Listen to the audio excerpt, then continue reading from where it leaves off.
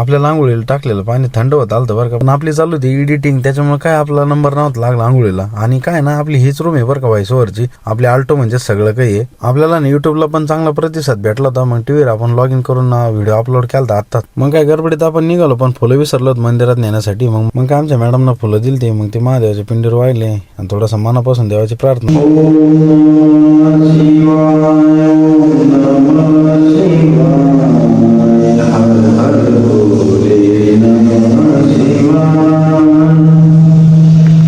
मग काय सकाळ सकाळच्या उगवत्या सूर्यदेवाला दर्शन करून मग निघालो होतो आपण गावात. आज काय गावात आलेलाच नवीन उद्योग वाढलेला होता. नवीन उद्योग म्हणजे काय, वसुली अधिकारी आलते आपल्याकडं.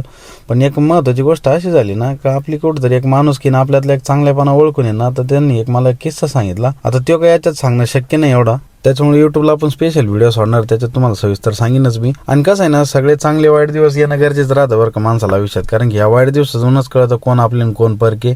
आणि हेच दिवस तुम्हाला ना आयुष्यात पुढे नेण्यासाठी काहीतरी मदत करत असतात तुमच्या आयुष्यात.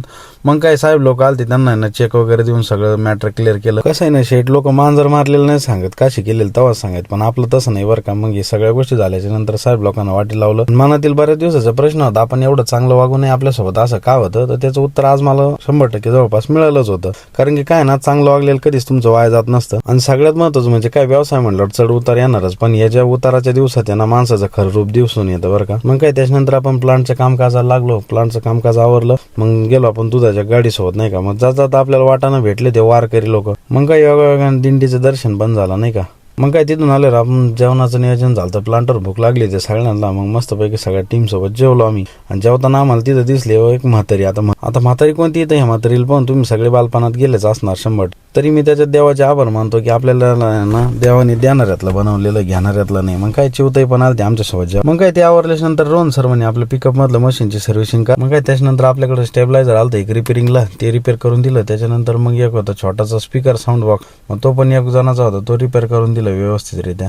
आणि ते झालं प्लांटवरल्या मशीनचं थोडंफार दुखत होतं, मग त्याचं दुखणं दूर केलं. मग काय ते झाल्यावर पोरवणे आपल्या ना स्पीकर मधले ना घुंगरं वाजत नाही म्हणजे चेअरमन साहेब. म्हणलं बरं लगेच. मग काय स्पीकर तयार झाल्याच्या नंतर शकर भाऊन आपल्यासाठी आणली ती स्टिंग. मग ती स्टिंग कामावरच तर ठेवली होती डीप फ्रीज मध्ये.